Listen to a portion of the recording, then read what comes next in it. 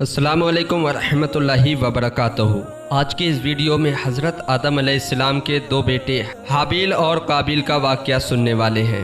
دنیا میں سب سے پہلا قتل کس نے کیا اور کیوں کیا، کس لیے یہ قتل ہوا تھا، اور اس کے بارے میں اللہ تبارک و تعالیٰ قرآن پاک میں کس طرح اس واقعے کو ارشاد فرماتا ہے، اور حدیثوں میں حابیل اور قابیل کے اس واقعے کو کس طرح بیان کیا گیا ہے، آج کی اس ویڈیو میں جاننے والے ہیں۔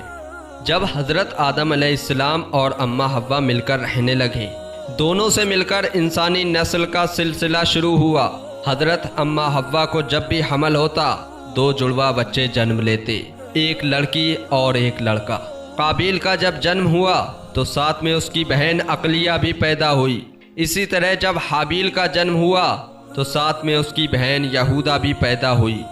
قابیل کھیتی کرتا تھا اور حابیل چرواہا تھا۔ قابیل بڑا تھا اور اس کے ساتھ پیدا ہونے والی بہن عقلیہ بہت خوبصورت تھی۔ اللہ کے حکم کے مطابق حضرت آدم علیہ السلام کی شریعت میں یہ قانون مقرر تھا کہ ایک پیٹ کی بیٹی دوسرے پیٹ کا بیٹا آپس میں شادی کر لیتے۔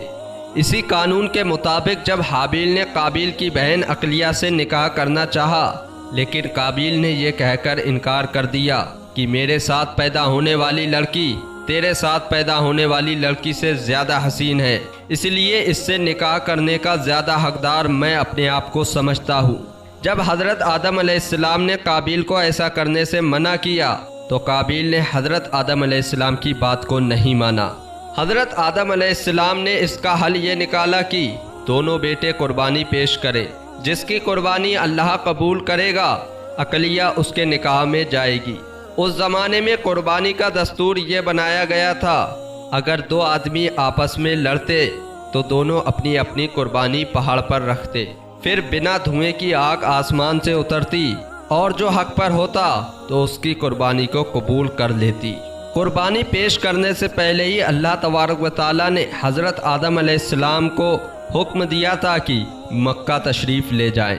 اللہ تبارک و تعالیٰ نے حضرت آدم علیہ السلام سے فرمایا، زمین پر جو میرا گھر ہے کیا تم جانتے ہو؟ حضرت آدم علیہ السلام نے فرمایا نہیں۔ پھر اللہ تبارک و تعالیٰ نے حضرت آدم علیہ السلام کو حکم دیا، وہ میرا عظمت والا گھر مکہ میں ہے، تم وہیں جاؤ۔ حضرت آدم علیہ السلام نے اللہ کے حکم کے مطابق جانے کی تیاری کر لی۔ حضرت آدم علیہ السلام نے مکہ جانے سے پہلے آسمان سے کہا، میرے بچوں کی تو حفاظت کرنا۔ آسمان نے انکار کر دیا۔ پھر حضرت آدم علیہ السلام نے زمین سے کہا، میرے بچوں کی تو حفاظت کرنا، تو زمین نے بھی انکار کر دیا۔ پھر حضرت آدم علیہ السلام نے پہاڑوں سے کہا اور پہاڑوں نے بھی انکار کر دیا۔ آخر میں حضرت آدم علیہ السلام نے اپنے بڑے بیٹے قابیل سے کہا۔ قابیل نے کہا، ہاں میں محافظ ہوں، آپ جائیے، واپس لوٹ کر خوش ہوں گے۔ حضرت آدم علیہ السلام قابیل کی اس ضمانت سے اطمینان میں آ گئے اور مکہ چلے گئے، اور ان کے جانے کے بعد ہی حابیل اور قابیل نے قربانی پیش کی۔ جب حابیل اور قابیل قربانی پیش کرنے کے لیے پہاڑ پر گئے، قابیل نے فخریہ انداز میں یہ کہنا شروع کیا کہ اس لڑکی کا میں زیادہ حقدار ہوں، کیونکہ میں اس کا بھائی ہوں اور تجھ سے بڑا ہوں۔ اس کے بعد نظر پیش کرنے کے لیے حابیل نے ایک خوبصورت صحت مند دمبا اللہ کے نام پر ذبح کیا، اور بڑے بھائی قابیل نے اپنی کھیتی میں سے کچھ حصہ نکالا۔ جب یہ دونوں پہاڑ پر اپنی قربانی کو رکھائے تو اللہ کی قدرت سے ایک آگ آسمان کی طرف سے آئی اور حابیل کی قربانی کو قبول کر لیا۔ جب قابیل کی قربانی قبول نہیں ہوئی، اس نے گلے میں سے اچھی اچھی بالیں توڑ کر کھا لی تھیں۔ قابیل اب مایوس ہو چکا تھا، اس لیے اس نے اپنے بھائی کو قتل کرنے کی دھمکی دی۔ قابیل کی جب یہ بات حابیل نے سنی تو حابیل نے کہا، اللہ اس سے ڈرنے والوں کی قربانی قبول کرتا ہے، اس میں میرا کیا قصور ہے؟ ایک روایت کے مطابق حابیل کی قربانی کا یہ دمبا جنت میں پلتا رہا، اور یہ وہی بھیڑ ہے جو حضرت اسماعیل علیہ السلام کے بدلے ذبح کیا گیا تھا، جو اس وقت حضرت جبرائیل علیہ السلام لے کر حاضر ہوئے تھے۔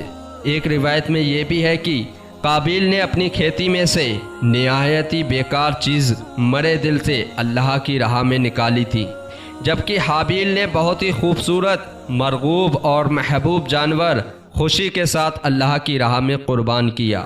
حابیل صحت مندی اور طاقت میں بھی قابیل سے بہتر تھا، لیکن اللہ کے خوف سے اس نے اپنے بھائی کا ظلم اور زیادتی برداشت کی مگر ہاتھ نہیں اٹھایا۔ ایک دن قابیل حابیل کو تلاش کرتے ہوئے چھری لے کر نکلا۔ راستہ میں دونوں بھائیوں کی ملاقات ہو گئی تو قابیل نے کہا، میں تجھے مار ڈالوں گا، تیری قربانی قبول ہوئی اور میری نہیں ہوئی۔ دونوں بھائیوں میں تکرار ہوئی اور قابیل نے اپنے بھائی کے چھرا گھونپ دیا۔ حابیل کہتے رہ گئے کہ خدا کو کیا جواب دے گا، اللہ کے یہاں ظلم کا بدلہ تجھ سے بری طرح لیا جائے گا۔ لیکن قابیل نے اپنے بھائی کو بے رحمی سے مار ڈالا۔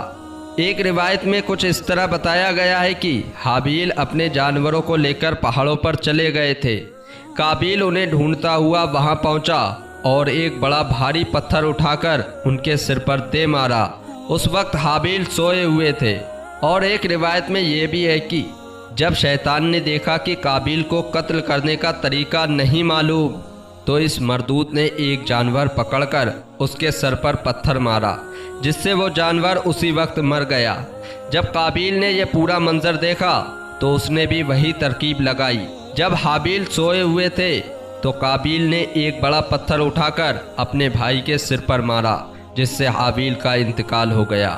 رسول اللہ صلی اللہ تعالی علیہ وسلم کا فرمان ہے کہ جو ظلم سے قتل کیا جاتا ہے اس کا بوجھ آدم کے اس بیٹے یعنی قابیل کے سر ہوتا ہے، کیونکہ اس نے سب سے پہلے زمین پر خون بہایا۔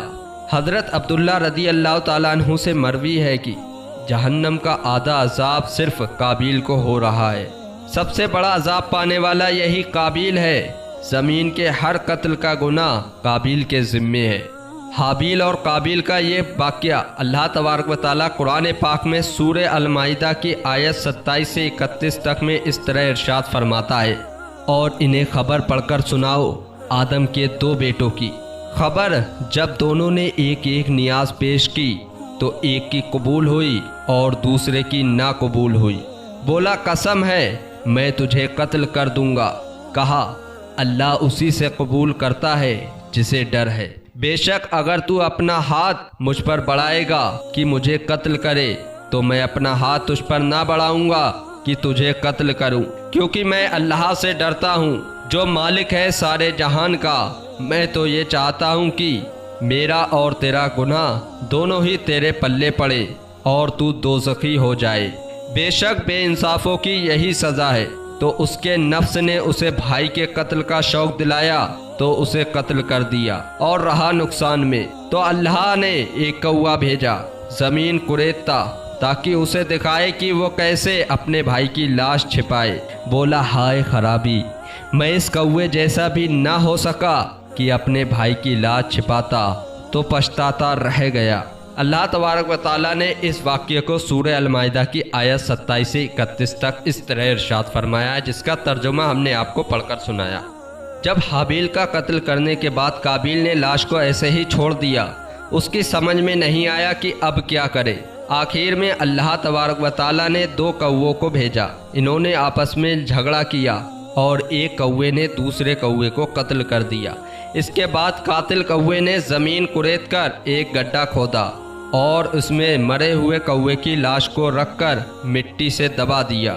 جب قابیل نے یہ پورا منظر دیکھا تو کہا، ہائے، میں اس کوے سے بھی گیا گزرا ہو گیا۔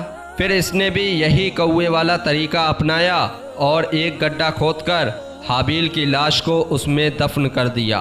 اولاد آدم میں یہ طریقہ قیامت تک کے لیے جاری کر دیا گیا۔ حضرت علی رضی اللہ تعالیٰ عنہ سے روایت ہے کہ جب قابیل نے اپنے بھائی حابیل کو مار دیا تو حضرت آدم علیہ السلام بہت روئے اور کچھ اشعار پڑھے، جن کا مطلب اس طرح ہے، شہر اور اس کے رہنے والے سب لوگوں کی حالت تبدیل ہو گئی، سطح زمین بھی غبار آلود اور بے حقیقت بن گئی، حتیٰ کہ ہر ذائقے دار اور رنگدار شے کا بھی ذائقہ اور رنگ بدل گیا اور حسین چہروں کی تر و تازگی کم ہو گئی۔